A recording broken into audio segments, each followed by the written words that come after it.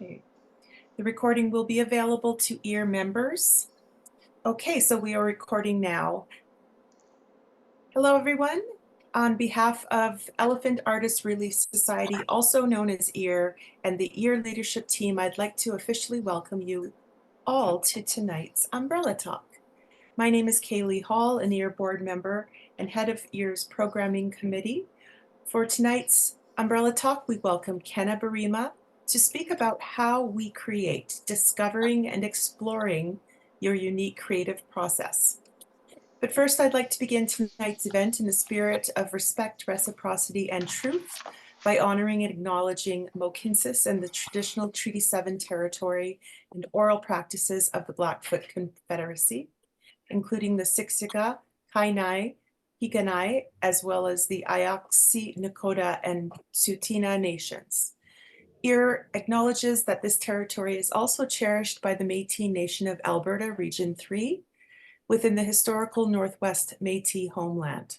We celebrate all nations, Indigenous and non, who honor this land. We are grateful to engage in an honest and eager process of reconciliation. We are all treaty people. Tonight's event is part of EAR's ongoing series called Umbrella Talks, which offer presentations for artists of all disciplines. This year, EAR Umbrella Talks are supported by the Rosa Foundation. And just a little bit about EAR. Elephant Artists Relief Society is a registered charity that provides practical resources to artists of all disciplines in Calgary and surrounding areas to help sustain their well-being and livelihood. This year, EAR celebrates 17 years of service to the arts community. EAR provides emergency financial relief funding to artists who are experiencing a medical or financial crisis, professional development workshops such as this one, a twice-monthly online artist meetup group on Facebook called Studio E, a wide variety of community resource information on Facebook and our website, and access to group health insurance benefits. As a charitable organization, we rely on grants, but also largely on donors, memberships, and fundraising to do much of what we do. You can help us by raising awareness about EAR, and if you can, consider becoming a member or donating online. 100% of every donation is allocated to providing emergency relief for artists in times of need.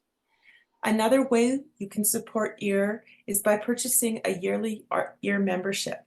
Memberships support our administration and programming, like the event you're watching right now. And here's just a couple of last bits of housekeeping. Throughout your presentation, we ask that you keep your mics on mute and your video off, so there's minimal background interference. Please feel free to use the chat function to write your questions as they come up, and we will answer them in the Q&A portion of the evening. There will be a short break this evening, and then we will go straight from Kenna's presentation to the Q&A. When we get there, we will drop a link in the chat to ask you for feedback by filling out a form. We really appreciate for any time you can devote to filling out our questionnaire, because your feedback helps us plan future programming that is responsive to your wants and needs. During the Q&A portion, we'll address as many of your questions as we can until we end tonight at 9 p.m. So now, without further ado, I'd like to introduce Kenna Burima. In her adopted hometown of Calgary, Mohkinstsis, Treaty 7, Kenna has earned a reputation as someone who can turn ideas into big projects, teach the unteachable, and inspire people to come together. Since doing her time in the institutional hallowed halls of classical music education, Kenna's love for all musical forms has driven her involvement in a diversity of projects, from the indie folk of Wood Pigeon and the sweaty garage sludge of Beaver Squadron. Grandiose projects abound, nurturing Kenna's compositional skill and style. Her cherished collaboration with Calgary theater company One Yellow Rabbit offered the unique opportunity to compose for the largest and loudest of instruments, the Calgary Towers Carillon, in 2014.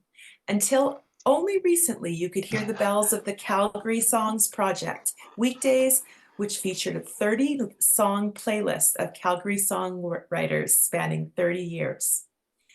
Collaboratively and theatrical work um, dovetails into her daytime concerns of offering city street sing-alongs to unsuspecting citizens, teaching music and creativity through her public songwriting program and residencies, uncovering the mysteries of creativity. Hint, it's not a mystery and songwriting. Hello, formulas, to anyone regardless of training or experience. And now I'll hand it over to Kenna for tonight's presentation. Thank you, Kaylee. Hello, and thank you for being here with me. I'm currently in my little rental home, studio nook, my music studio nook in my home that I share with my daughter in West Hillhurst. And I say this because I may be interrupted by the needs of my daughter. She has a babysitter. Though I believe sort of the online nature of our shared lives over the pandemic proper, I think has softened our rigidity to our kids being a part of our careers. Yeah, it's all one. So that opening leads me to share what is my fascination with talking about the process of creativity and the construction of an artistic practice. It's because how I create for myself seems to be how I in turn live my life. Now, as well, I also felt tasked with attempting to mimic in person a conversation that we may have if we were all together in one room here in the online realms. And so with this evening, I will be speaking with you. I have no slides, no supporting material other than a host of prompts and opinions to share. So please, as already welcomed, chime in with your own opinions and findings in the comments section. And I'll be honest, this is a really incredible opportunity for me to try out some of my wackier opinions on the creative process. So what my intention is for the next 50 odd minutes is to create a space where we're going to explore what we do as artists through the understanding and defining of your own unique artistic process and practice.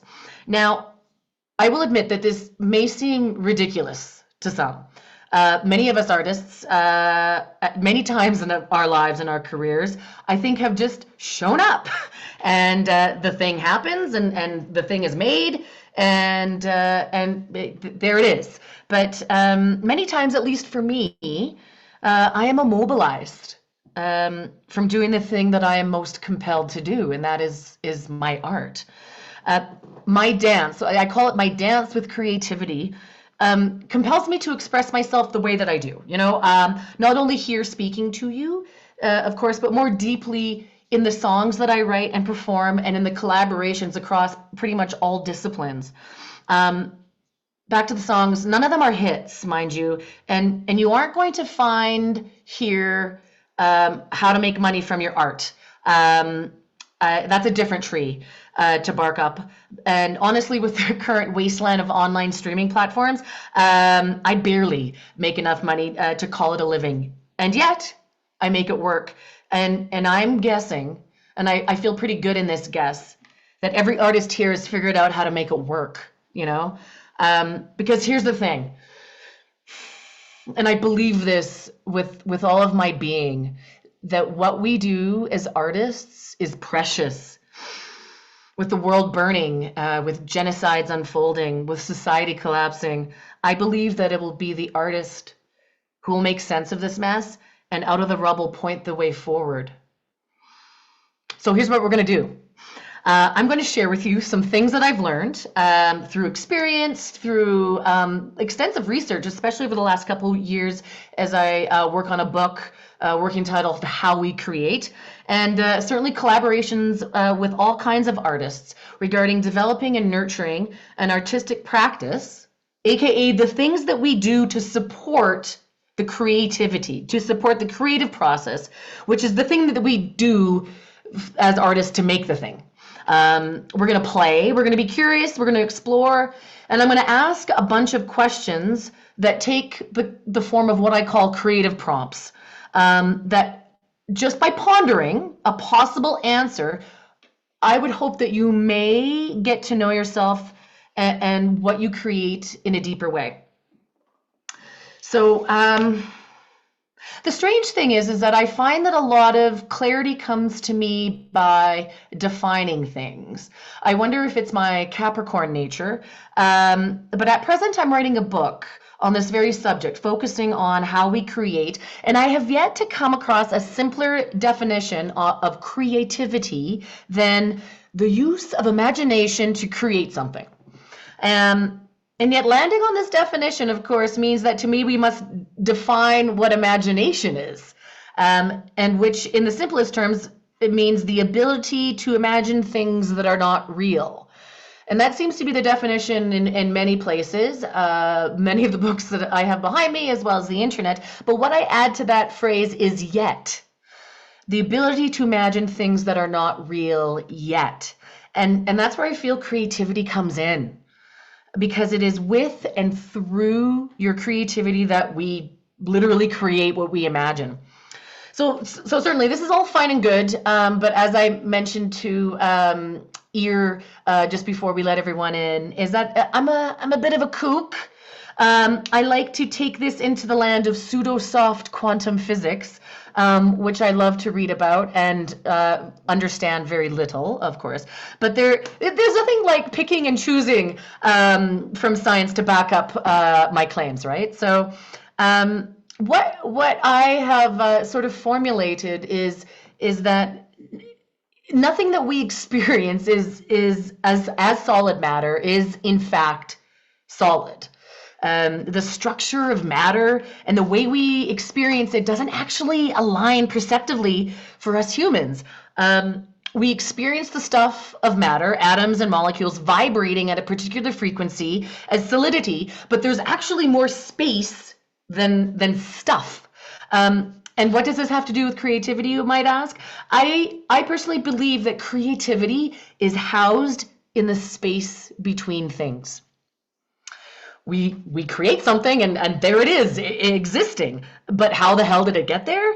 I feel that it got there by creativity, and what I call the energy of the potential of creation. It is the space between nothing and then something. Nothing becomes something through creativity. And so here's the first prompt. And so how I want to sort of organize these prompts is that if we were in a in-person workshop, I'd probably give everyone, like 3 or 4 to 5 minutes to engage with each prompt. But because I would like to keep the flow of this talk going, and we only have an hour together, what I'm going to do is I'm going to offer you a prompt, aka a question, and then you can ponder it just within your mind, or you can jot it down on paper in a journal. And I may overlap. So as you're still writing or you're still pondering, I may move on to the next thing that I want to talk about. But please make sure that you add any of your comments, because there is nothing that I love talking about more than this. Creativity and the process by which artists create, and then how we support that creation. So the first prompt I would like you to engage with is for you to ponder, what is your definition of creativity?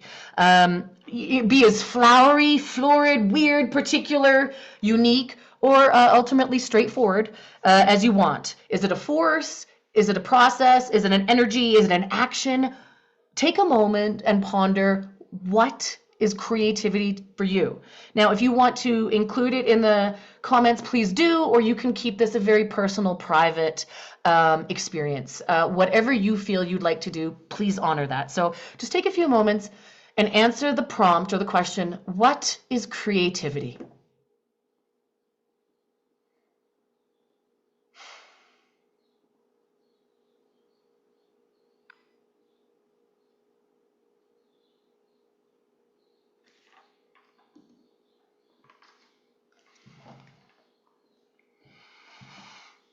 Now, pondering what creativity, I would think, brings us to the creative process. I suppose pretty simply, it is the process by which you create. For me, it is the process of mostly of bringing a song into being. And we're going to get into defining your creative process in a moment. But first, I want you to ponder one thing before you define your process. And that is, what do you create? Now, as artists, we get tasked with writing artist statements all the time. I find visual artists are particularly good at this, yeah? With gallery showings that you need to have the little placard beside to have some sort of statement. Musicians, we are not good at this, I find. But applications, we have so many applications, right? Grants, performance, galleries, publishing, workshops, education applications, and then proving and ensuring that we do the report, right? There are instances, these are the instances where we're usually tasked with proving and defending our art and our practice. And many times these are actually the only instances, right? In grants and reports where we put words to what we do. But here's the thing. I find by attempting to prove and defend ourselves and our art, it's demoralizing. At least I find it demoralizing. And so I want to place this question at your feet without any consideration other than I want you to just take a few moments, and it could be just a few words, or you don't even have to write down anything at all. But what is it that you create? For example, for me, music, songs, that's what I create. So just take a moment. Now remember, this isn't a jury or a grant report or a gallery showing. This is just for you. Use the simplest ways possible to describe what you do. Pretend that we're new art friends, like, which in some instances I'd like to think we are, even though I only see your names. We've just met at a show or a gallery or a bookstore, and I've just asked you, knowing that you are an artist, well, hey, what do you do? And then it would be my absolute honor that if you were to include what you do in the comments and share, I would love to know what it is that Bonnie, what you do, Sylvia, what you do. I'm so curious. So please take a moment and consider, what is it that I create?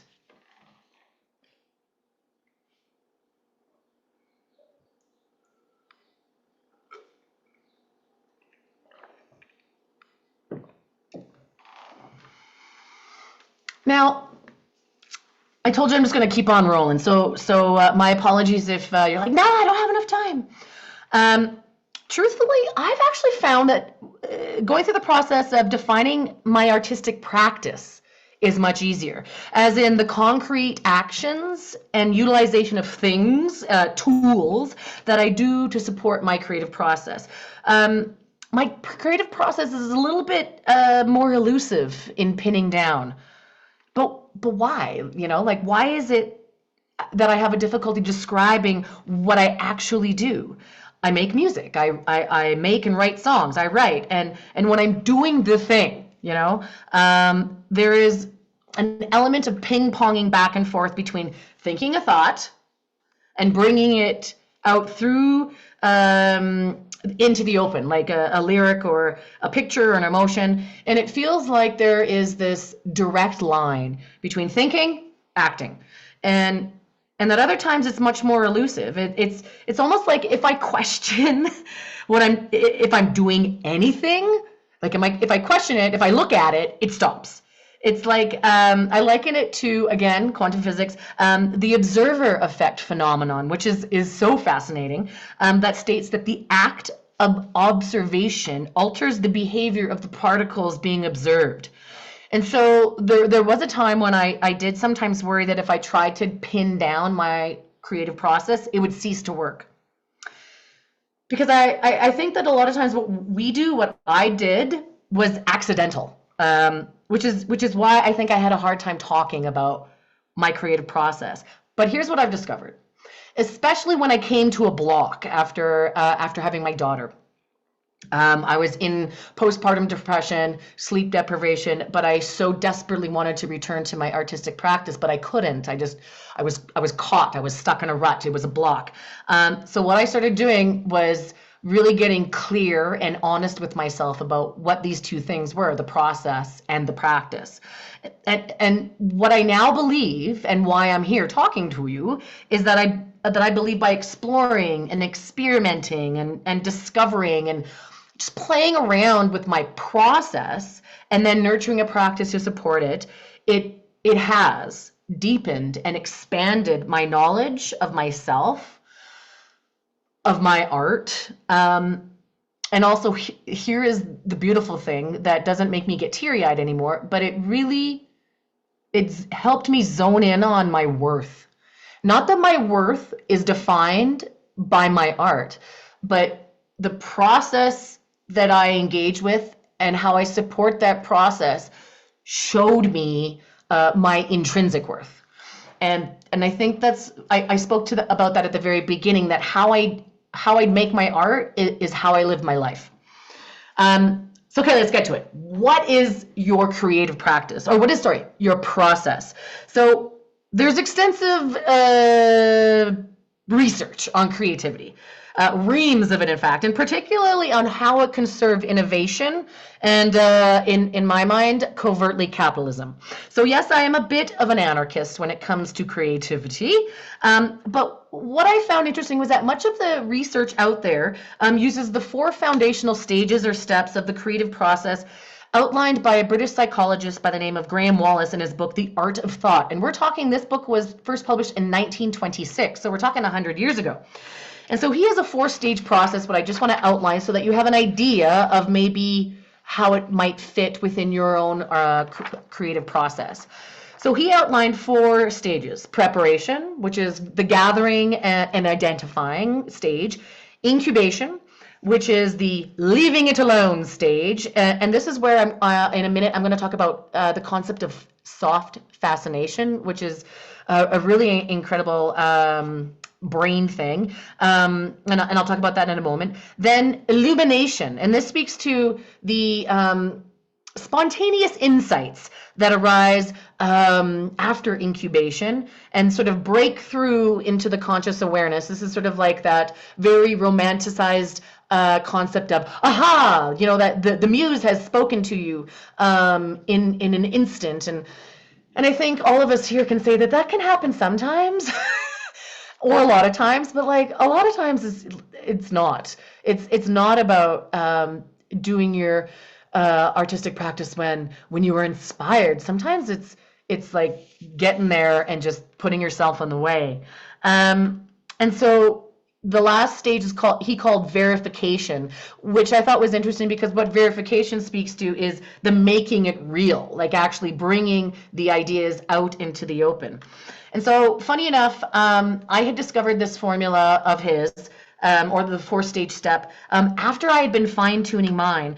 And I'm sure you're getting a taste of sort of how I function. I'm a bit woo-woo, I think, as people would call me, but I embrace it, right?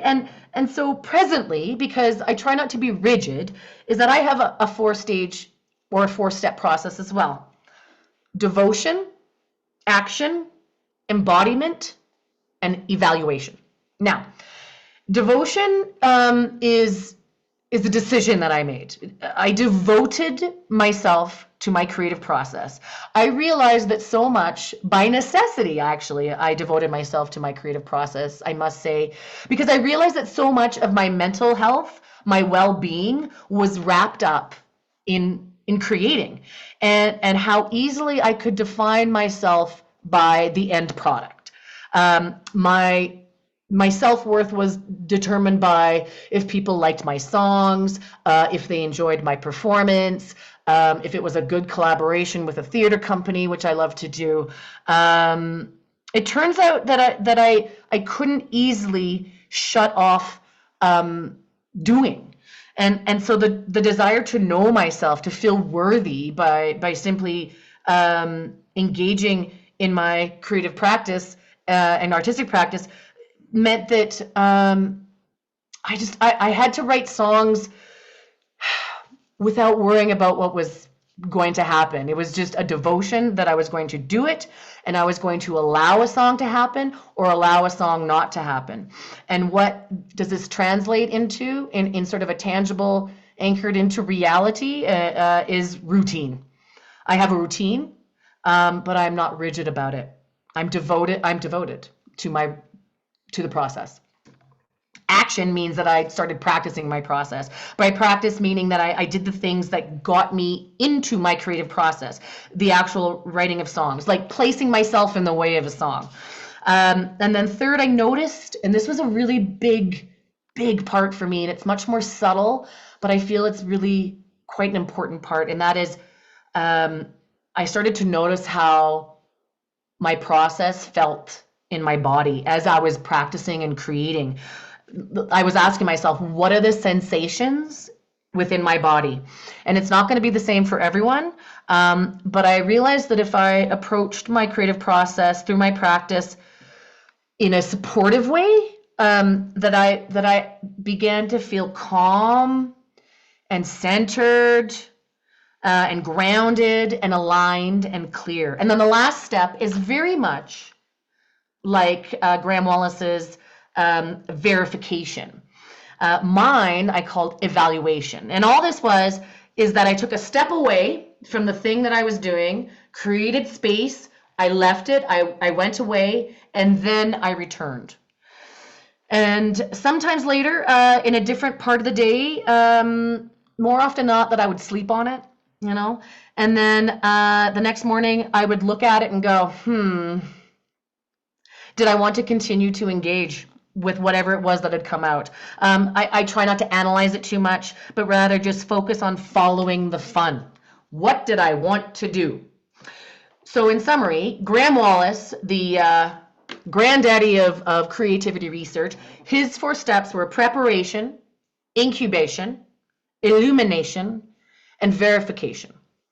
My own, which are kind of similar as I continue to play around with them, devotion, action, embodiment, and evaluation. Now, I bet you know where we're going next. I want you to take a moment. Don't think, though. I just want you to jot down all the words, all of them, even if they're ridiculous and don't seem to have any connection. I want you to jot down all the words that come to you that describe your creative process. Keep it nonlinear. That's really important. Don't try to chronologize, I think that's a word, the steps. Just capture every word that comes to you in the next process. Hello. Hi. Okay, see you later. Just take a moment. Yes.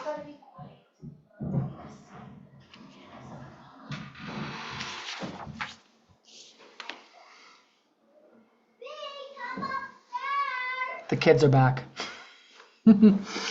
So I know I gave 4 steps of Graham Wallace and then 4 steps for myself. I want to share something else with you because in a way we can consider our creative process to be anything, right? It could be 1 step, it could be multiple steps.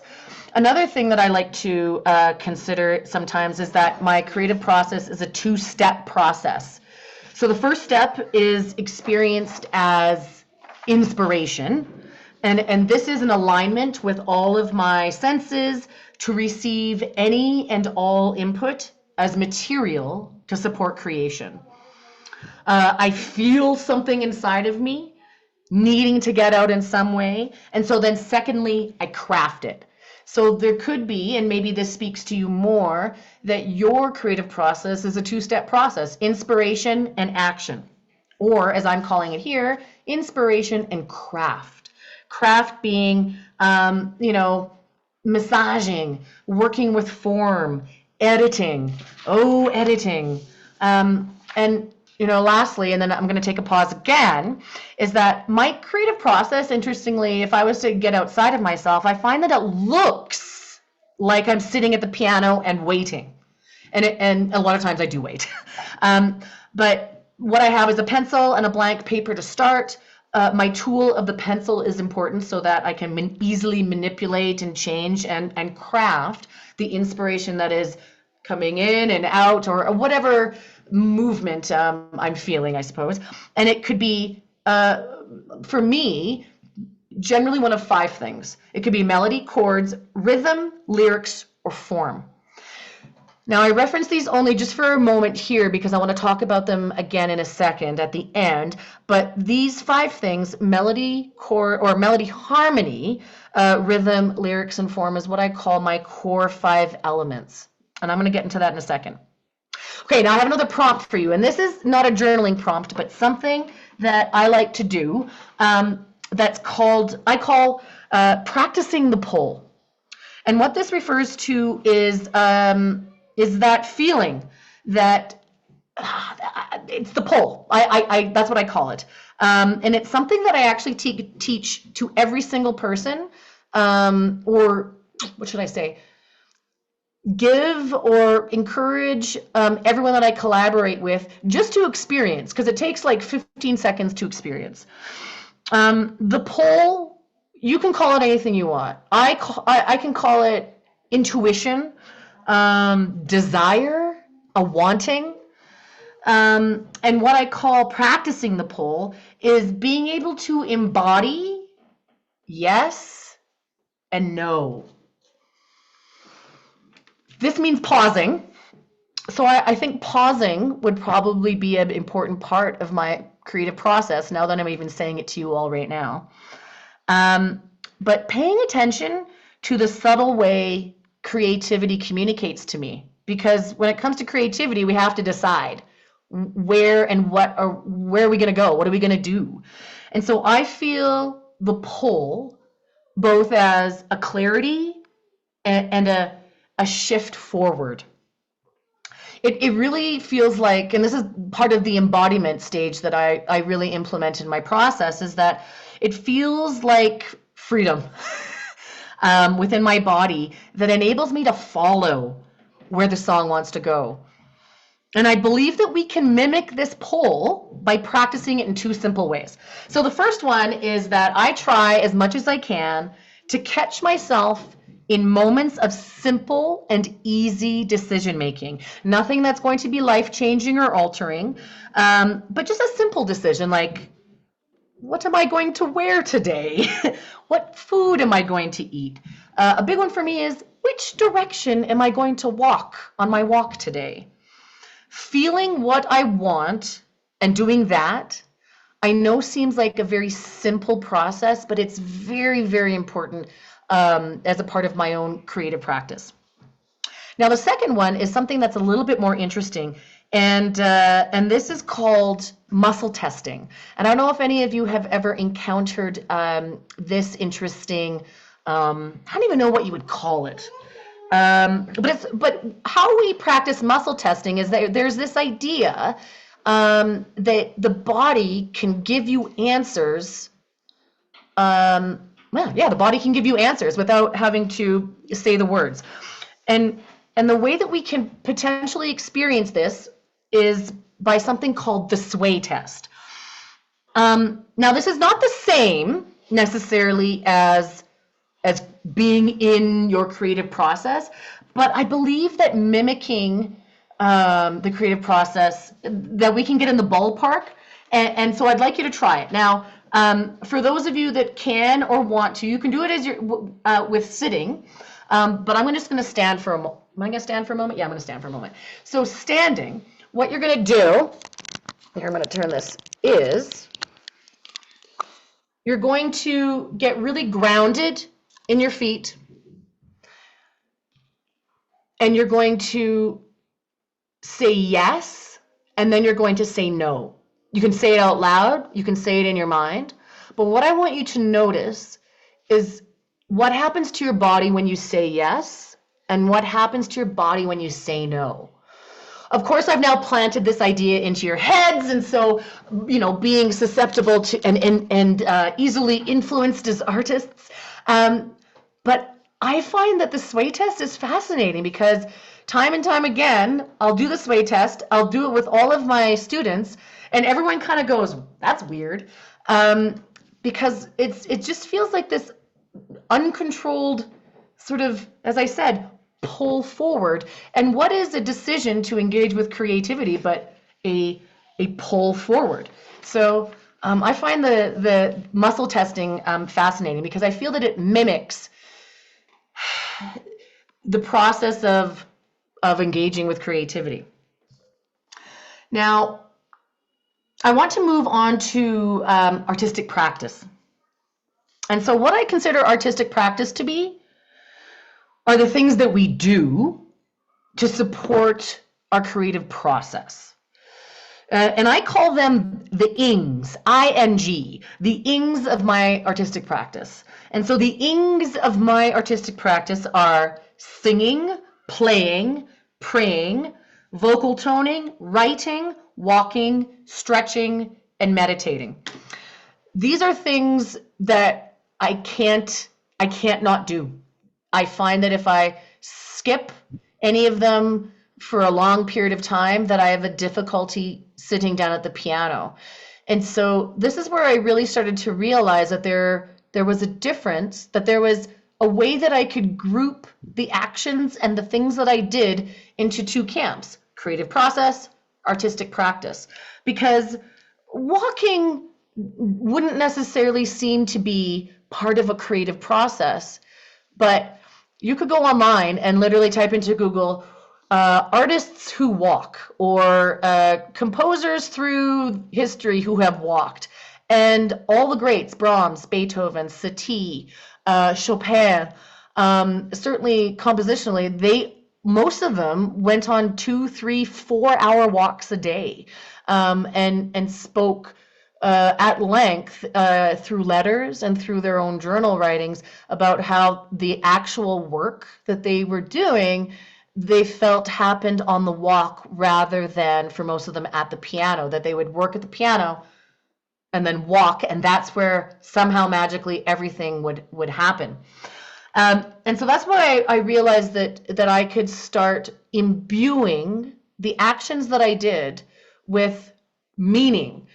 Because I don't know if this is like it for any of you, but I'm just caught, like, I'm always in a state of being an artist. I'm like a magpie, like anything that's shiny, anything that could be utilized for a song or a poem or a show or a project. I'm always open to it. And the other thing I realized, and I can't remember who this quote is from, I feel it's from a Buddhist teacher, that how we do one thing is how we do everything. And I feel that that's such a powerful concept, because if I wish to create naturally and easily, it would seem that the place to start would be to nurture ease within all aspects of my sort of mundane life, So doing so, I feel, leads me to placing myself within this state of creativity. And as I say, I'm a songwriter. That's my main mode of creativity. And regularly I am struck by how songs come to me in moments when I'm not sitting at the piano or with a guitar in my hand. At most times, I am doing a myriad of other things, the living of life. And so my creative process, though very specific to my art, as in sitting down at the piano and writing a song, seems to be in a way almost uncontrollable. It's like a river. I can't control it, the flow of it. But in most aspects, I can at least facilitate it through the doing of living. And like I said, these actions aren't necessarily, these ings, I suppose, are not defined as being creative, but are enablers to a concept I want to introduce, and maybe you've heard of this, called soft fascination. And soft fascination is a term that I only recently discovered, and I've been doing all my life, and I think probably you have all been doing all of your lives as well. And this is where we stare at something, generally nature, most of the times nature, that is mildly fascinating, that allows our minds to wander. And I mean, you can easily find me any day, any time of day, staring at the sky. Not Monday, of course, or staring at the trees on my street or the grass in the ditch. This neural process called soft fascination actually makes space in a very tangible way for insight and connections. There's a great book, and I'll make sure with a couple of books that I've mentioned that I'll make sure that I'll repeat them or put them into the comments. This book is by Annie Murphy Paul, and she wrote a book called The Extended Mind, The Power of Thinking Outside the Brain. And I found she just had a lovely description of what soft fascination is and what it offers. So scientists theorize that soft fascination is evoked by natural scenes that engage what's known as the brain's default mode network. And so when this particular network in our brain is activated, we enter into what's called a loose associated state, in which we're not focused on any one particular task or any one particular thing, but we, through just being softly fascinated with something, we become receptive to unexpected connections and insights. So what I'd like you to do is I'd like you, as I'm talking, to make a list of all of your boring household chores or tasks or things that you got to do throughout the day where you find you have the ability for your mind to wander safely, of course. For me, it's walking, driving, washing dishes, gardening, and sweeping the floors. Sometimes laundry. I hate laundry so much that I don't actually find that I can engage in soft fascination because I'm just angry about doing laundry. But walking, driving, washing dishes, gardening, and sweeping floors are the top activities for me. And I find myself dropping into soft fascination. And in my more vulnerable moments, I'm not going to lie, I actually consider these things to be a part of my artistic practice. And I could, in fact, easily say that certain mundane chores are an important part of my creative process. And the last song that I wrote, Uncanny Valley, it's up on Bandcamp now, came to me at a red light. Like the first full line, the melody, the whole thing, well, not the whole thing came on its tail, but I had the first line and it just like hit me in the car at a red light. I wasn't at my piano. I was driving to my studio. So, of course, I drove to my studio and immediately wrote down the song, and it took little under an hour to get the first draft out. But what soft fascination does is it sort of clears the way for what Anne Murphy Paul refers to as unexpected connections and insights. And I mean, that's really what my artistic practice is. So my creative process is me creating the thing, which is sometimes sitting at the piano, sometimes not. But it is this engagement with the pull. That is my creative process. Listening and pausing and engaging and dancing, I suppose, with the pull. My artistic practice are all the things that I do in service to getting myself into that place of being able to experience the pull. So, as I said, walking, driving, doing dishes. Now, I want to introduce one more thing, and then I want to talk about, I got lots of time. I want to talk about artistic ruts and creative blocks, because I got some thoughts on that one. But I want to introduce another thing, and I referenced it at the beginning, and this is called what I call the 5 elements of song, which really, fingers crossed, I'm hoping as I, research and sort of craft it further, that I can turn it into the 5 elements of creativity. But it was during the pandemic, while I was teaching 41 piano students online, you can imagine how much fun that was, that I developed and started implementing in my teaching how to write songs. Because I discovered that it didn't matter if my student was 6 or 96, which a student I had, is that we all had this ability to write songs. We had just been told either by outside forces or by ourselves that we couldn't. But I found that if I broke the song apart into 5 elements, 5 core elements, that then you could engage with one instead of having to, oh, I got to write a song, or oh, I have to write a short story, or I need to paint a painting. It was like, just do one thing. And so these 5 elements I speak of are melody, harmony, rhythm, form, and lyrics. And so not all 5 elements are necessarily found in a song, and they don't necessarily define a song, but they seem to assist in creating a song. It's also meant that with these bite-sized chunks, I could easily teach songwriting to, like I said, a 6-year-old or a 96-year-old, regardless of musical training, education, or experience. And so one of the things that I do with every single one of my students is that I task them with finding these elements in their everyday lives. We take the music out of the elements and define them in basic terms. And so the way that I define these basic terms, then I'd like to think can be applied to other artistic disciplines. So melody becomes line, harmony becomes relationship, rhythm becomes pattern, form is a structure, and lyrics is a language. So what I'd like you to do is I'd like you to just take a moment and look around you, exactly where you're sitting.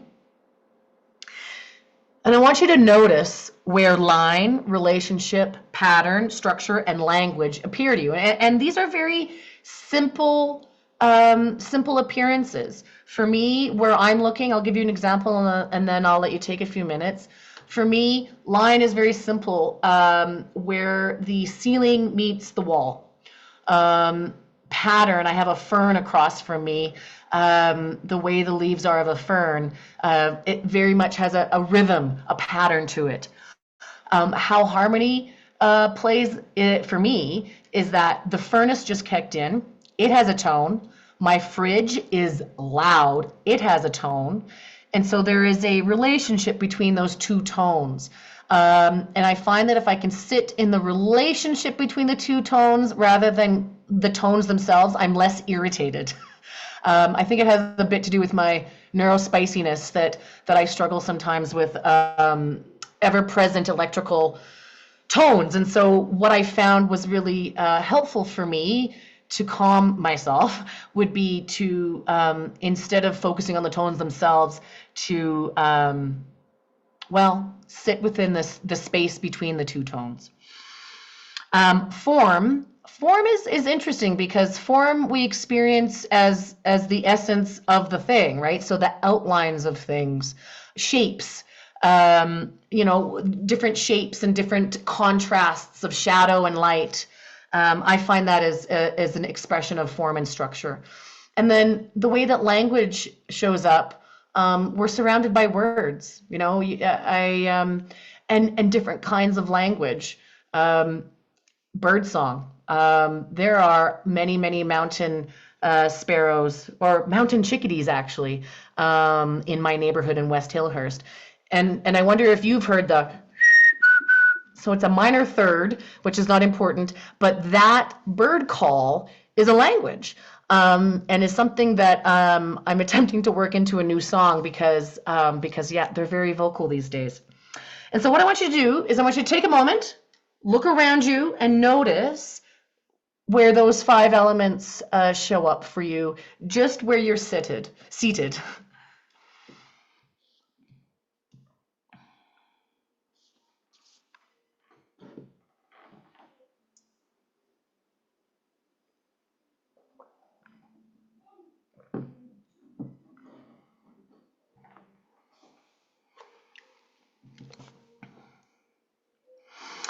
Now, next, what I'd like you to do, if you're so inclined, is I would like you to ponder, and if you wanted to share with me, which would be amazing, I'm going to share my email at the end of this, because if any of you would like to discuss anything further, I would love to. I would love to.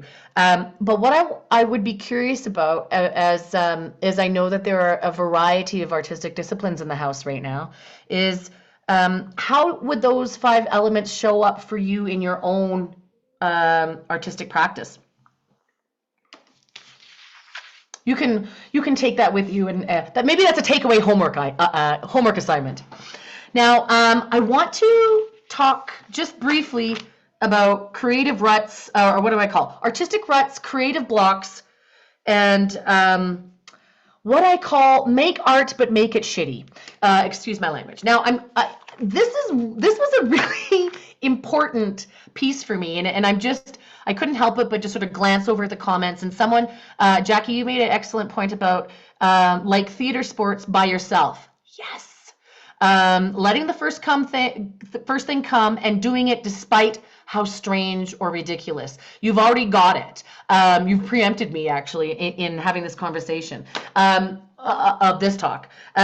For me, a creative block, I define it as anything that is hindering the trickle or flow of creativity. And so, as I like to do, I like to get flowery about these things. So, I call creative blocks, it could be large boulders like doubt, and little rocks like distractions, or barbed wire snatches on behalf of judgment, or sweater snags on nails as expectations. And man, if I can start despite all of these hindrances and continue through devotion, something will come far enough so that when I evaluate it in my process, I can return to it. And if I can pull it out far enough from the muck of its beginning, and then I have a desire to return to it again, then I think I got something. I am one that simmers in judgment so much. But where I do not simmer in judgment anymore is at initial conception. I don't do that because, man, I crashed through and burned that gate down. It's a big gatekeeper though, isn't it? Creative blocks. There's 2 points that I want to actually really emphasize. Because I feel that creative blocks and ruts speak to the core of my belief system when it comes to creativity, and that is that it's process over product. And that this other phrase that I've been working with is, it doesn't matter what we create, but how. Because here's the thing, one of the biggest breakthroughs for me when I was very seriously blocked, not right after, my daughter was 2, and I was just really struggling in all facets of my life. I just decided to give up and write shitty songs. And in my particular arena, what this means is that I just started writing what I considered to be boring, formulaic breakup songs. And as I did so, I was reminded of a big why for me. And that is that if I let go of what I am creating, was it good? Is it worthy? And does it have value? And I just focused on how. How do I create? Not only did it take the heat off, so to speak, that pressure of I have to write a hit song, I have to play a song that others are going to like so that they're going to like me. If I just attended to the process itself, nurturing and caring for my creative process through my artistic practice, it slowly inched the door open until at some point, the first song, after I had started writing again, just sort of busted through the door. And so for me, whoever struggles with being blocked, I always suggest, and again, my apologies for the crass language, but what I instruct is to make the shittiest thing you possibly could, with the intention of it, like, just do it and don't worry. Like, do it with the intent of it being bad, which trips us into just doing the thing, right? And so yeah, I have 2 homework assignments to leave you with. first is, can you distill your art into 5 elements? And so previously, I asked you to ponder how the 5 elements that I have, line, relationship, pattern, structure, and language, those are my 5 elements. I'm not saying mine, but like they're the ones that I work with. Can you distill your own art into 5 elements? And if you can, what are they? And secondly, I couldn't find a place for this particular exercise, but I really wanted to include it because along with artist statements that I started out with, like how hard and demoralizing it sometimes is to make an artistic statement, that on the other end of it, what I also found drudgery was writing bios, like writing my bio, right? Because what is a bio but to tell your story, but also to like tell everyone all the things that you've done. But at some point over the last couple of years, I was gifted with this powerful exercise, and probably many of you have already encountered it, but it was given to me by one of my main mentors, Tanis Fishman. She's an incredible teacher, and you can find her online at schoolofsankalpa.com. I'll put her link in the comments as well. And so the premise is simple. Write your bio as a myth.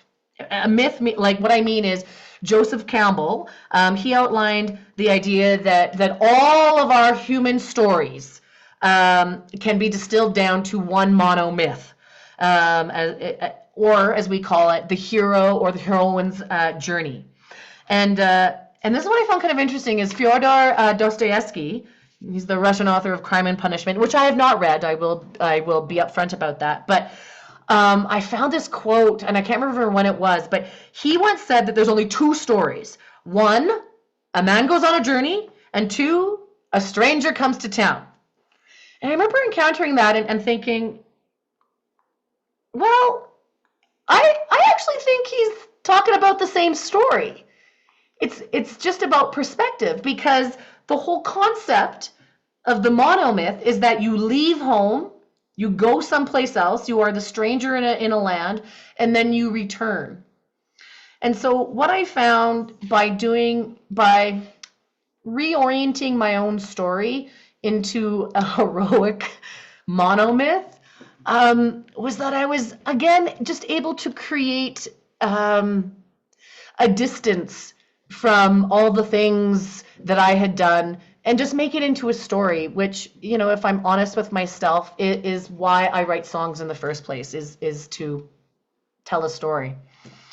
So, in conclusion, I know it always seems odd for me it feels odd for me to say this, but I do want to conclude that I feel that we enable a process to happen through a practice.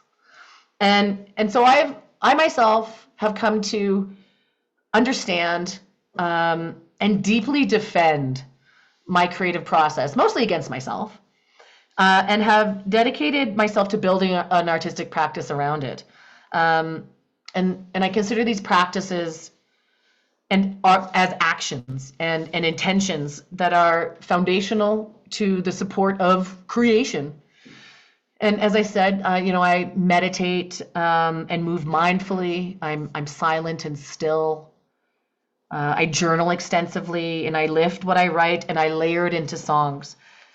And I sit at the piano and I meticulously notate, and I record and listen on long walks, and I honor rest, and then I start again. And that's what I do. And I would love to hear what you do. So thank you for being here and for listening to me.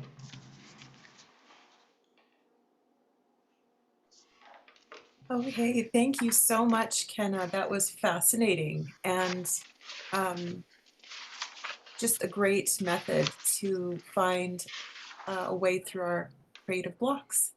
Let's take a break, and we'll take a 5-minute break this evening, so we'll come back at 8:05.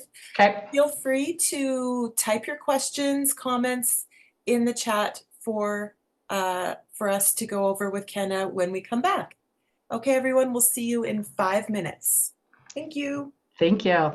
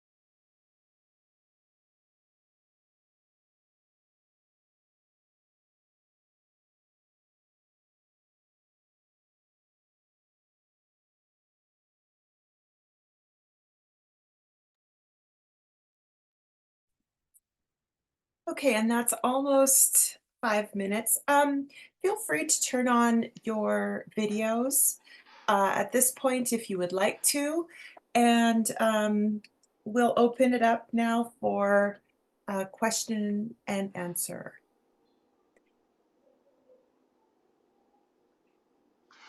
I'm just reading the comments. This is so awesome. I have fellow magpie squirrel gatherers here, it seems.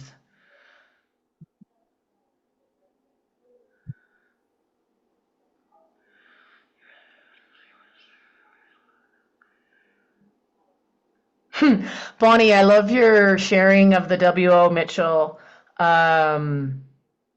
advice. It reminds me of, this was a big one for me too. It was a video that went around a couple months ago. I don't know where the interview, like where it was Neil Gaiman. And he was asked with, oh, how do you write? And how do you write so much? And how are you so prolific? And he shared that he goes to, I'm sure he has just like an incredible little writing studio. He goes to a studio and he sits down and he either writes or just sits there. He's not allowed to read. He's not allowed to be on his phone. He's not allowed to do anything, nothing, except write or nothing. And he said that sooner or later boredom takes hold, so that it's best to write rather than to just sit there. And I found that really spoke to me, because one of the things that I want to share, seeing is there's no questions necessarily yet, is that when I started writing songs again and started creating after a 2-year hiatus, had a kid and the like, and what goes along with having a small human attached to you for 2 years, I did not engage in my own creative process. And that when I decided that I needed to write songs, I sat down and was so exhausted that the way that I went about things didn't work. I was very much even before my daughter, a lot of it included bourbon and cannabis and long nights of, just messing around. I had all the time in the world.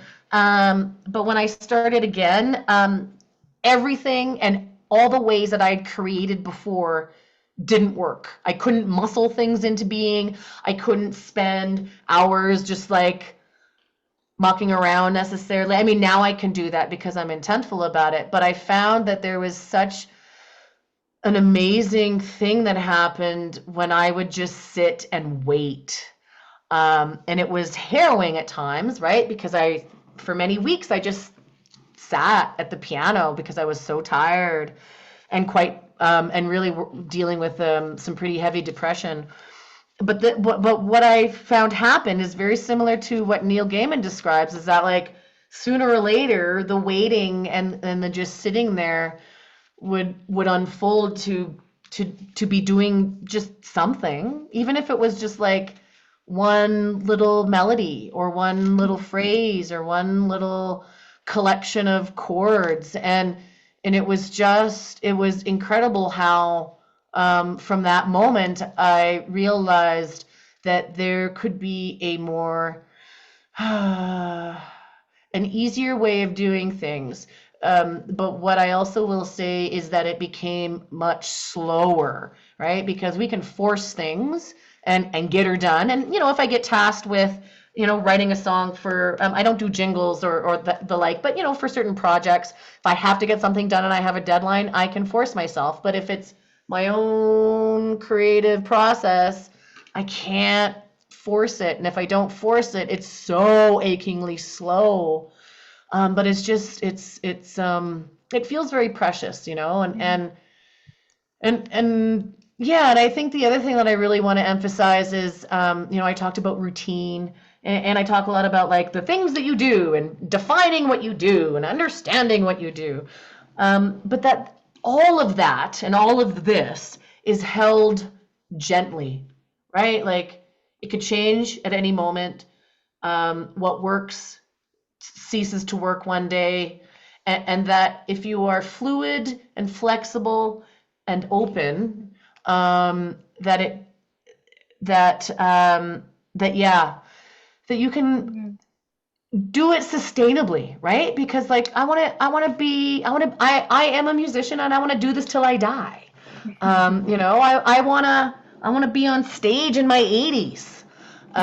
You know, and so it's given me this trust that, well, even if I continue to write the same thing over and over again, I'm still doing the thing. And I think maybe, and I wonder with anybody else that, you know, I'm 46, I'm a mom, and so there's this element of that, like, fame and fortune is not, fame and fortune through my creative process is not something that I am concerning myself with anymore. It is the process itself that I love, and particularly where I'm working is working with others, particularly in other fields. I saw that there is someone who engages in movement, and that's, I've always wanted to work with a choreographer. I have collaborated with a few dancers. Kristen Blair and Ed Mitchell are two dancers that I've just recently collaborated with, and so movement and music is an area that I want to dive into more. But yeah, I mean, anything. I could probably do a whole other talk on collaboration because I've learned a lot about that as well. You do have a question here, Ooh, Kenna, yay! sorry. So Simone is asking if you could please share the name of the books you mentioned. Okay, so the first one was Graham Wallas, Wallas, and his is called The Art of Thought. And then the other one is, her name is Annie Murphy Paul. And exactly how I've said it. And her book is called The Extended Mind, The Power of Thinking Outside the Brain. Now, I just recently, a little while ago, I wonder if anyone here also read it, The Creative Act by Rick Rubin. He is all over my algorithm many times a day. I mean, I suppose that's my fault. But his book is not musical in any way, even though he's a record producer. I found his book really, really quite beautiful, and I mean, he's a multimillionaire, so his perspective on creative process and artistic practice is quite privileged, as is mine, I should mention, right? Like, I got a roof over my head and the like. But I mention his book because I think that it's just always so lovely to read how our other artists struggle. Not because misery loves company, but it humanizes my own struggles, but it also gives me inspiration. Even if you're not a songwriter, a book by songwriter Mary Gauthier, who has been to the Calgary Folk Festival a couple times, she's written a book, I have it here, called Saved by a Song. I cried in every chapter. Like, it's an incredible story. And so I'm doing a lot of reading on creativity. And there is a lot out there, as I mentioned, because I think creativity became, especially in the 90s, seemed to be this real, what do we call it, like mental activity that that could potentially be harnessed, right? As I said, for innovation, to make money better, to make more money. And yet, again, like, as I attempt to define creativity and then define what I do, I have found that I've been revising how I do things. It's also, again, to feed into this idea of collaboration, that the more that I can understand how potentially others create, it makes me more compassionate towards other artists. Because here's the thing that I had to admit, and I wonder if any of you have had this realization about collaboration, particularly, is that I realized that I had not been collaborating with people as an artist. I was allowing others to collaborate with me. And the distinction was something that I really had to look at because yeah, it's not so easy, right? It's not so easy to bring someone into your own creative process because in a way I just, as I liken it in the title of this, how we create is as unique as who we are and the art that we make. And so again, I return again and again to the process. Thank you. Another question from Daniel. He said you mentioned process is greater than product, which is literally the basis of my mantra I've been working into my practice for the last few years. Only I've added that people are greater than process, greater than product, due to the majority of my work disciplines being collaborative and also just my nature. To your question, what do you create? My flowery answer was connections between people. And then he goes on, anywho, lots of synapses firing, but any other random thoughts on putting people, ourselves included, first? Book Oh, recommendations? thank you, Daniel. Okay, funny enough, a book recommendation that I don't usually like to do this, but your question and what you speak of directly relates to a book that was just published on Friday that I'm a part of, and it's published by Dervile Books. Lorene Scheiba, Shiba. She's a PhD student at the U of C in, I think it's in the Creative Performing Arts Department. But the book is called, and you can get it at Shelf Life, it's called Ascenti, Humans Opening to AI. Now, now I don't know, like AI is, I was a part of this project. And the reason that I suggest this book, or Daniel, what I could very easily do, no, well, I want you to buy the book, but you could also, I could send you my, my chapter on it. But what was so fascinating in the symposium that we just had this past weekend is that, everyone was like, wow, there are some real concerns about engaging with AI creatively. And certainly from the perspective of artists attempting to make money and owning our work, AI is very concerning. And what I continued as I engaged with AI to write a song, which was a weird experience, I'm not gonna lie, I kept on pondering, well, as AI, as we were being told by all the experts that they included, was that AI is just gonna get better and faster and better at mimicking what we do. And is the artist going to become obsolete? And I'm getting to the meat of your question, Daniel, and that is that I think that what you've landed on is what defines art, which is there is for me, and I don't mean to be lofty about attempting to define art, but when it came to attempting to distill what AI will never be able to replicate, and that this is where I came out of it. I went in so fearful of AI. That's why I said yes to the project. I came out of the project being like, I mean, besides maybe like Skynet and the Terminator being a thing, I'm not concerned because there is just something that is felt when an artist puts themselves into their art, and there is this energetic expression and connection that happens to the whoever it is on the receiving end. At present, and I can't even imagine how AI would be able to replicate it, as to just feeling, sensing, maybe intuiting the humanity behind the artistic expression. It's something that is so authentic. And what I would actually highly recommend, Daniel, if you are not, Nick Cave is one of my, I wouldn't say mentor because I don't know the man, but he is one of my songwriting heroes. And he has a weekly blog called the Red Hand Files.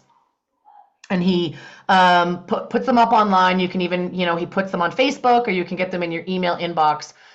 And his musings on all things art, continues to speak to me, not only about AI, but about spirituality, about what it is that we do as artists. And he's just, yeah, I think you'd get a kick out of it if if I can pick up what you're speaking to in the comment, is exactly that. I think you will find some food within Nick Cave's words, because he speaks to this sort of weird, intangible feeling that we have when we view a piece of art, or we hear or we experience a piece of art, is that we experience something very human. So I don't know if that helps, but yeah, Nick Cave, Red Hand Files, highly recommend.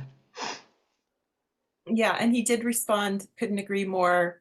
I think that rote jobs, by all means, but ultimately it will be people operating creatively that we are freed up to do so, that transpires. Nice.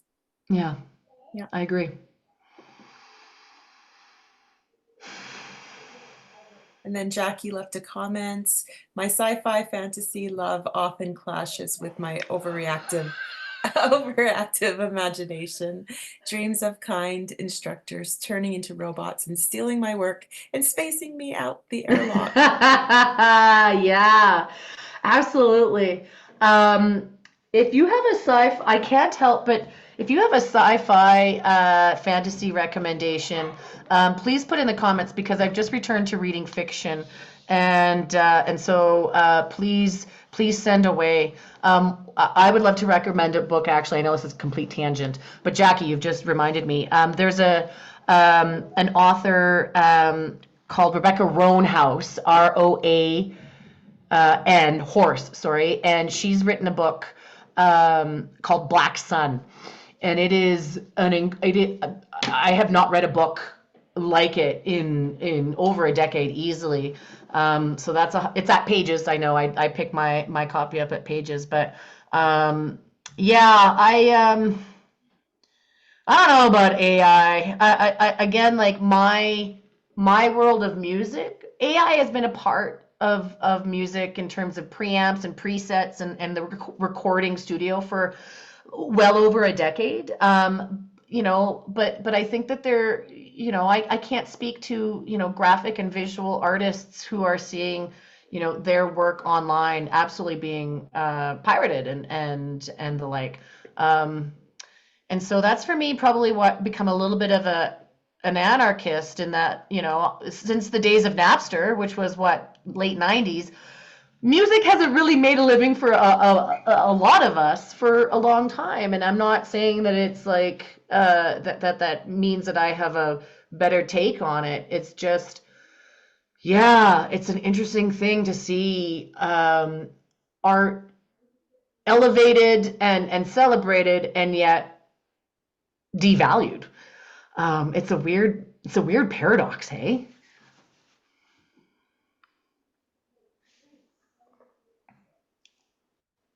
And I will type in that author's name, Rebecca Roanhorse. Yeah, let me There see it if is. Okay. Yeah. Yes. For a moment.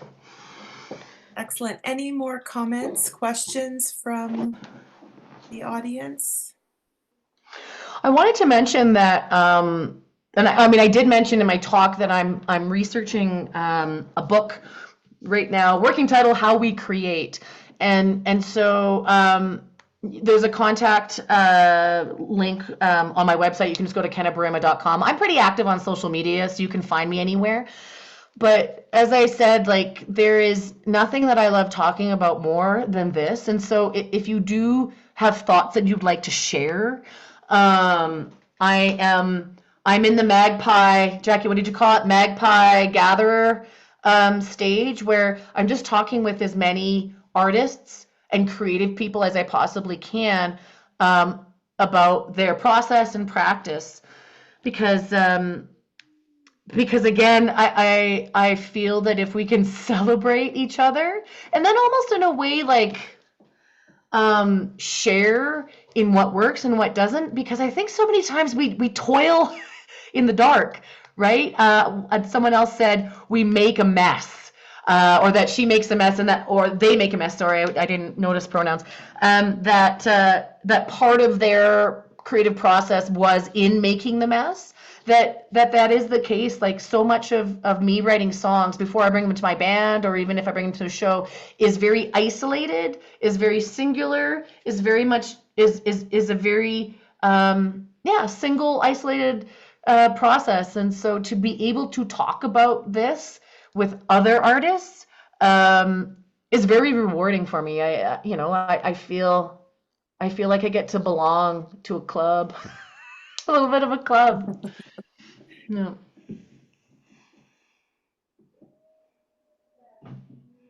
And there's some really nice comments.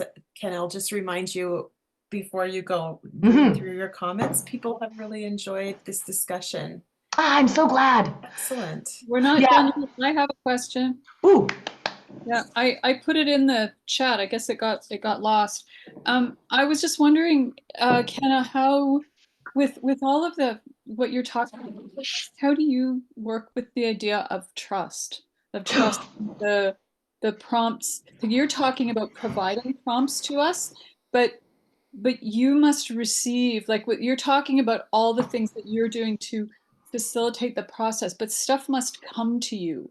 And I'm just wondering how you trust that, because I'm over 60 and I'm learning how to trust that again for about the 15th time. You know what I mean?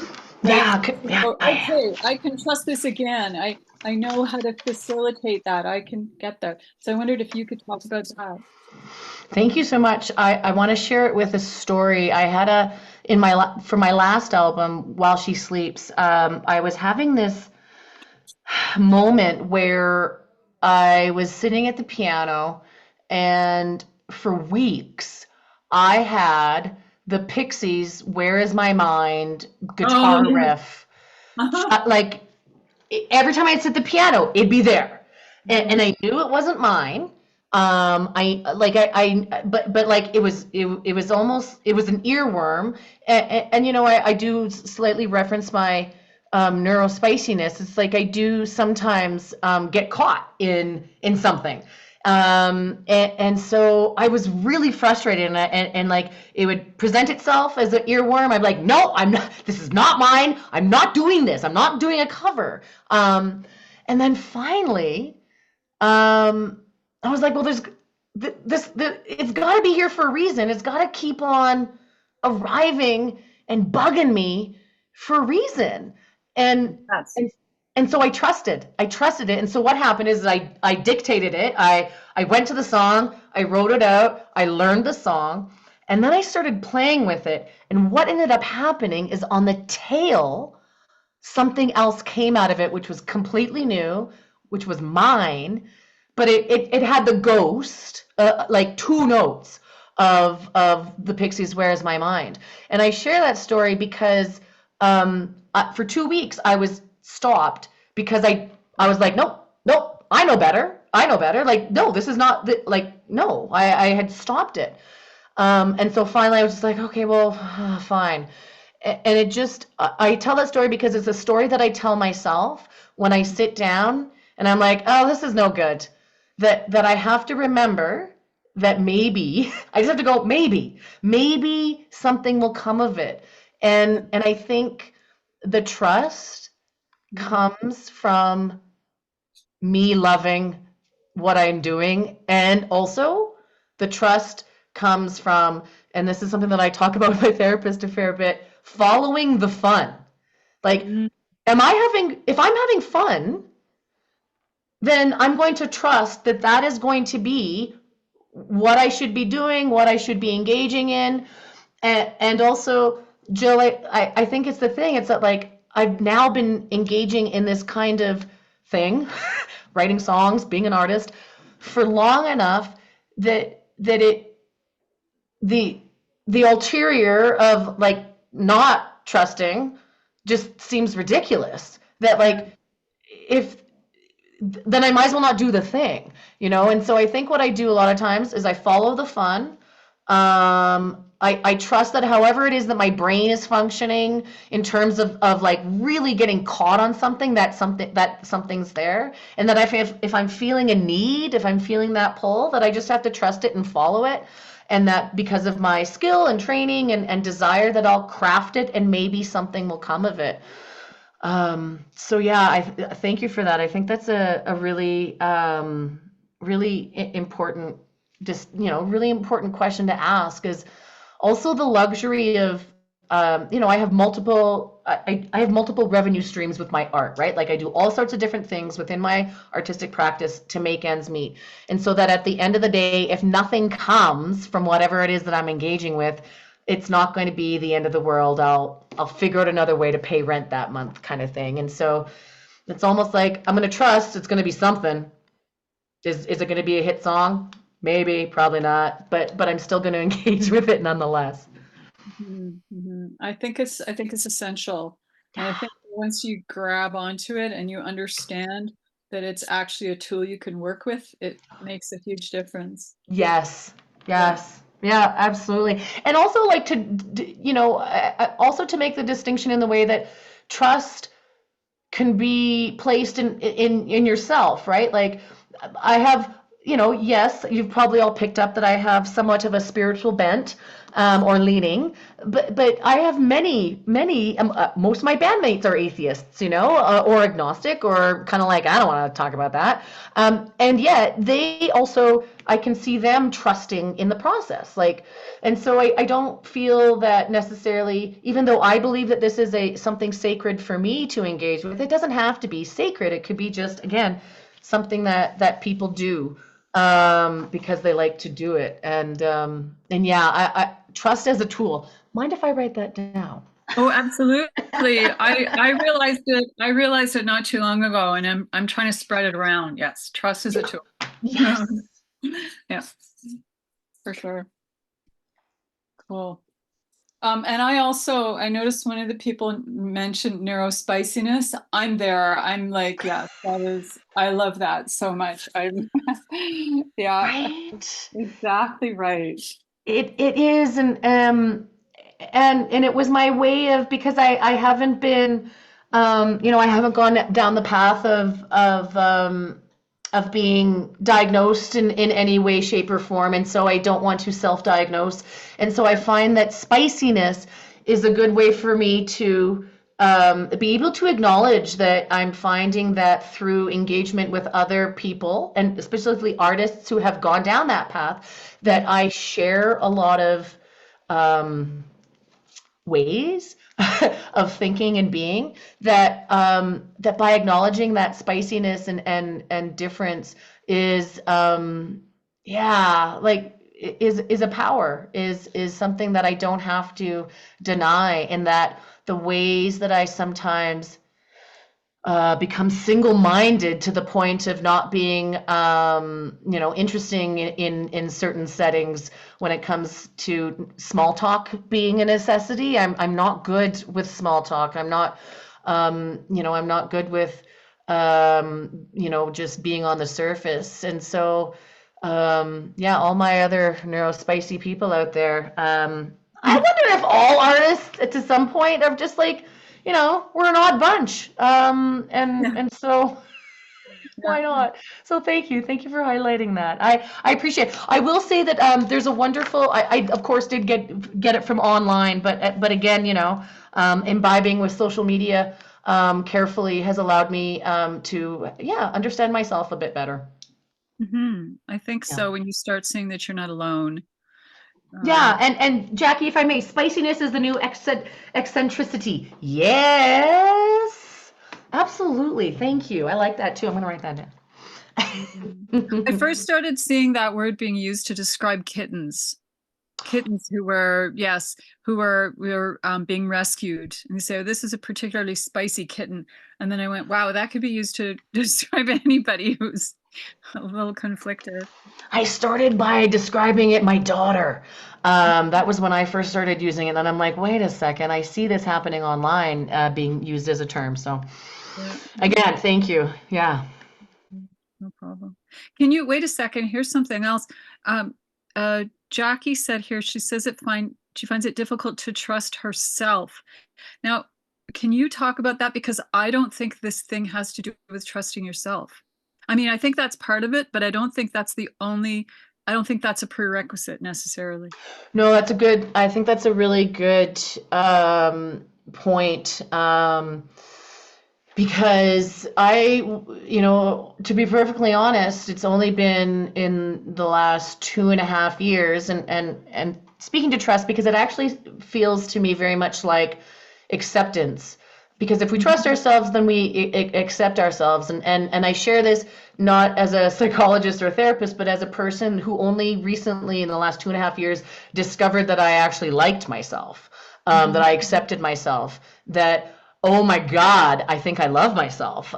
Because, I'll be perfectly vulnerable. I can kind of clock it around 8 or 9 when I started hating myself. And I've spent, my entire life until, 44, 42, 43, 44, of being in self-hatred. And so I as well really struggled with trusting myself. And I'm not saying you should do it, but the way that I got to this place, unfortunately, was through a long meandering process of imbibing and addicting myself to drugs and alcohol, which in the music industry is it's rife with addiction. And so I will say that it took me to many dark places, but at some point I made the choice, right? And am sober and clean. And I think that I wonder, and this is only my intuition, is that we look at, if there's something that is holding, what I decide is that if there's something that's holding me back, or if there's something that I feel I can't do, I look at what the alternative is. And so for me, if I'm like, oh, I don't know if I can write songs, I don't know if I'm any good, but then I have this feeling inside me that I can't not. Like, I don't know, Jackie, if there's something within you that it's like, you just, like, you can't not do it, And so it's almost like, well, shit, I guess I should just do it. Like my mom used to say, damned if you do and damned if you don't.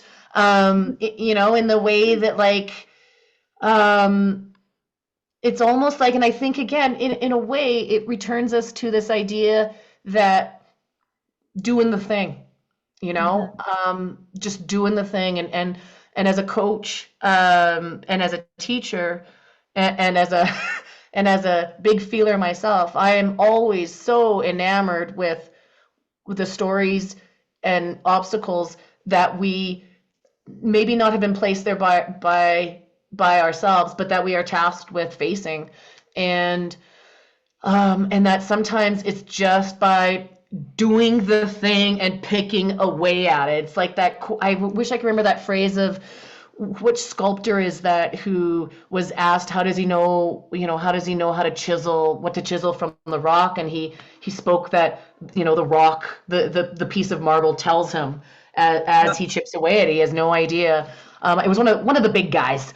Michelangelo, he says, he says it's already in there. I just have to help come out. So yeah, exactly. And so I wonder if that's the thing. It's like, actually, I want to recommend one more book. And it's funny because I haven't read anything else by Elizabeth Gilbert. She's the author of Eat, Pray, Love. She wrote this sweet little book called Big Magic. Oh man. Such a wonderful book, all about creativity and her belief, and she has really interesting anecdotal stories to back it up. She believes that all artistic ideas, all creativity exists. We just kind of pull it down. So everything already exists. It's just up to us, the artist, to pull it down through us and bring it out. So it almost, again, takes the heat off. It's like, well, maybe I don't trust myself, but what else can I trust? The fact that this thing already exists and I'm just being tasked with making it happen. And so that's where I land on the process, which is, don't worry about the product, focus on the process, and the process will get me somewhere. Yeah, absolutely. Yes, Jackie, just remove what it isn't. I'm writing that down. Awesome. I'm writing that down too. Yes, exactly. What it isn't. Ah, this has been so fun. I agree. Amazing. That's wonderful. There is another comment from Daniel. One of my favorite quotes is from Marianne Williamson. It is our light, Yeah. not our darkness, that most frightens us. Yeah. Yeah, portrayed Daniel! beautifully in the movie Coach Carter. Yeah. That I love that quote. That I'm so happy that you placed it here, because that yeah, I was real fearful of that, right? Like I think there's a lot there, right? Because I think a lot of us artists, the spicy ones and not, that there is this element that we want to be seen, we want to share, but then we're fearful of it at the same time. It's that weird friction, right? Because in my art, and I bet in many art of yours here, is that like you are sharing deep things within yourself and bringing it out into the open, and it is vulnerable and raw, and it also feels like a necessity. So it's almost like, see me, don't see me, see me, like that sort of aspect of it. And so yeah, that quote is a very powerful one for me. Thank you for placing that in here, Daniel. Mhm. Wow. Any other questions? I kind of don't want this to end. There has I to know. Well, I think that like one of I've been talking about it a bit, is, and I wonder if it's another talk at some point with ear, is how we collaborate. Oh, that is a wonderful idea.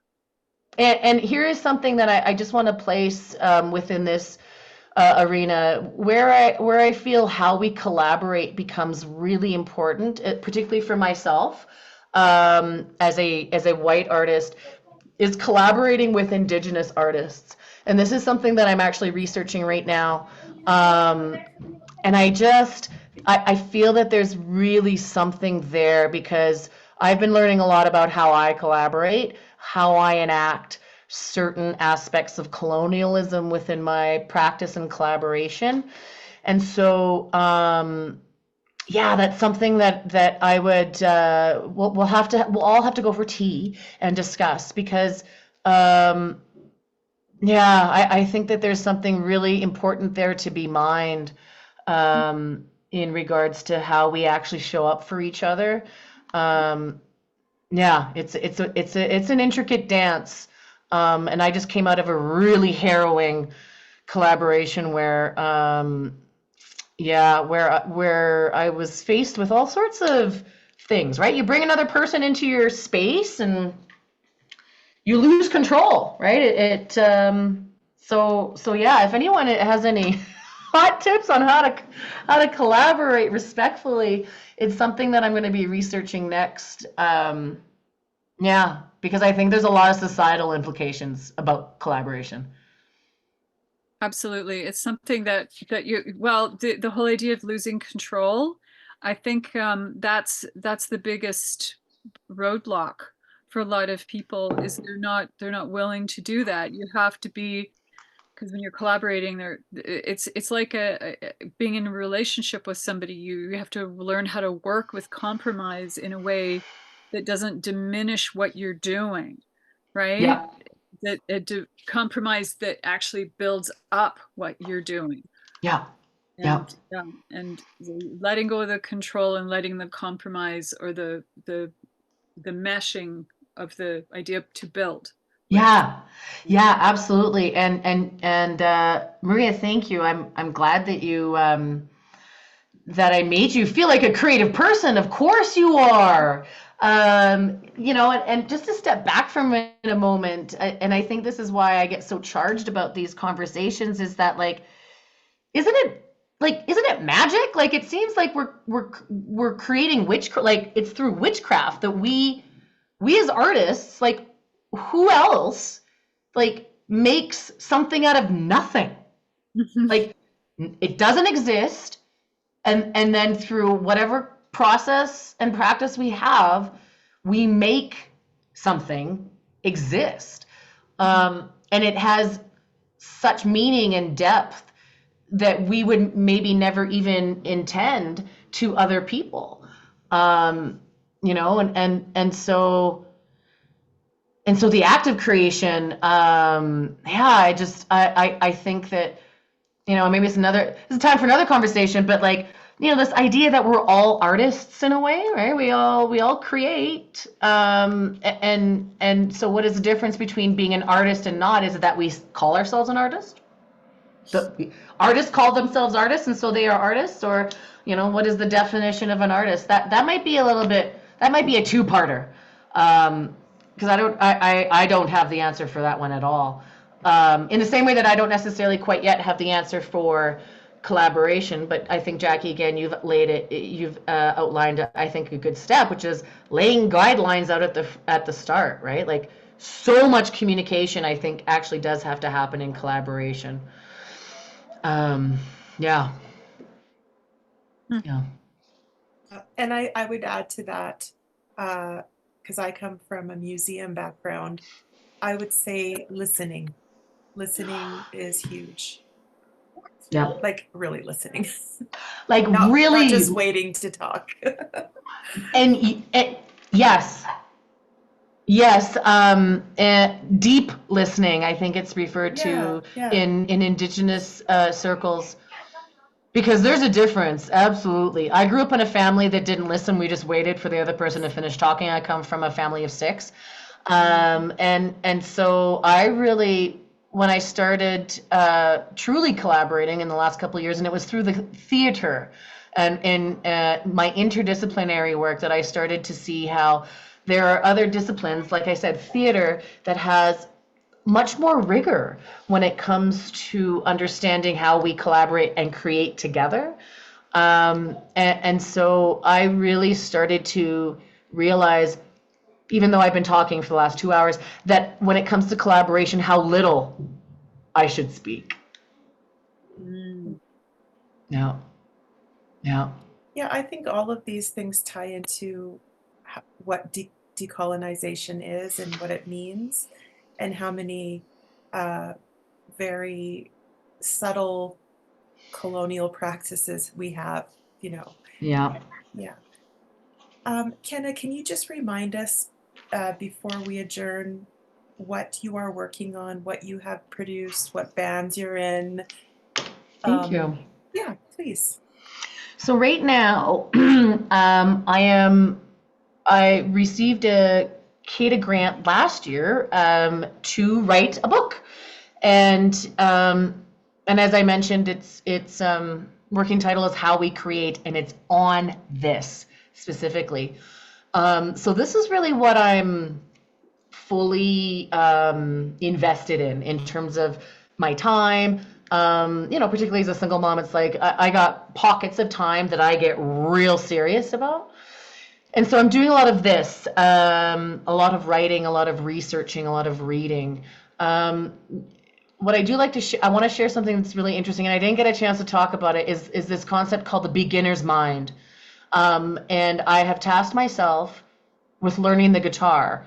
And I do not play guitar, and yet somehow within the last year, the new songs that are coming out of me, I intuitively know that they are not piano. They are somehow guitar, even though I don't play guitar. And so what I am working on right now is learning to play the guitar, writing a book in solitudes somewhat, but also having a lot of these conversations. And that's why when I say, please contact me, I'm serious. Because these conversations solidify what it is that I want to cover in my book. The other thing that I do is sing-alongs. And coming this Sunday, I do a monthly, what's called community choir. And this takes place monthly at an incredible coffee shop called Congress Coffee in the Northeast, sorry. And it is an incredible venue that hosts and programs all sorts of wonderful artists, burlesque, music, of course, as well, but does presents lots of visual art, poetry, spoken word, all that kind of stuff.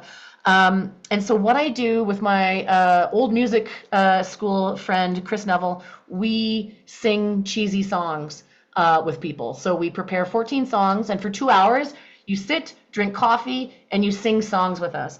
And this is an important actual aspect of my artistic practice, by singing with people who think they're terrible singers. And it's so powerful because we all can sing. It's like 2% of the entire population, all 9 billion of us, or however many there are, that are tone deaf. And like we sing naturally. And so I've been monthly, and I post a lot about it on Instagram. It's free. You come and you drink some coffee and you sing songs with us. And I talk a lot about the things that are important to me. The idea is that it's a moment where all of us can get together on a Sunday that for many, people, many families in many years was a church day, right? We'd all get together and go to church and have this community. And so community choir is that. We sit for 2 hours and talk about stuff that's important to us and sing songs. And here's what I'll leave with. I think, Daniel, you invoked it, is that for your mantra, it's people, process, product. For me, my mantra is belonging, which I think speaks to people and connections. There is just something within what I do and what I attempt to do that, if I'm authentic and truthful, gives me a sense of belonging, and it seems to invoke in others a sense of belonging. And so that's really maybe where I'm practicing the pole, is I want to feel like I belong. I felt like such a weirdo for so much of my life, and certainly the pandemic, it was very hard to belong anywhere, really. And so for me, where I'm really placing my emphasis and my time is where I can nurture for myself and others a sense of belonging to each other, belonging to this land. And yeah, so thank you for that ask, Kaylee. And yeah, my online is best to keep track of what I'm up to, Instagram and Facebook. I'm pretty active. I do put stuff on my website, but that's a good conduit to contact me through email, and I will send you pages of email. I just love writing emails.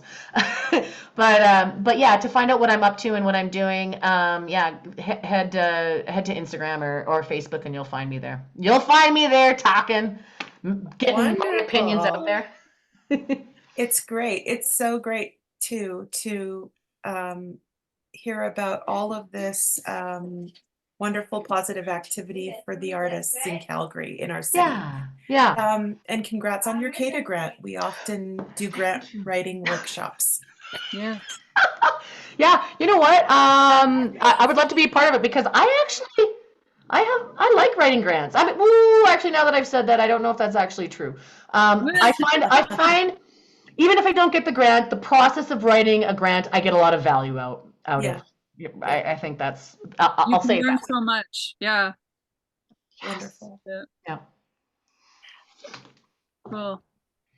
All right. Thank you very much, Kenna. Everyone, I just want to remind you again to please fill out our questionnaire. The link is further up in the chat. Give us your feedback about tonight, and we really appreciate you all joining us. Thank you again, Kenna, for sharing with us. Thank you so much for being here and for offering me this opportunity to share what I believe is so important. So thank you, everyone. This has just been I feel a very strong sense of belonging, and yeah, thank you. Wonderful.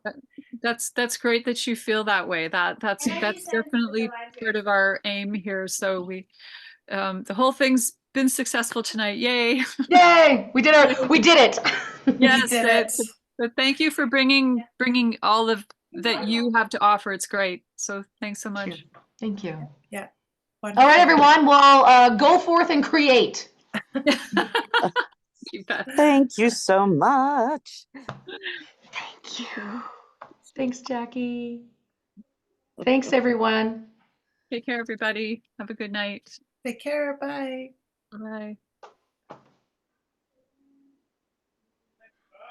Okay, we'll just hang out here for a minute. Sure. And it looks like Karen has joined us. Karen, Karen, thanks for coming by. She's the president of EAR. Oh, right on. It's just us now. Yeah. Okay. I remember when EAR started, and when you said 17 years, I went, no way. Yeah, totally. We had a 10th birthday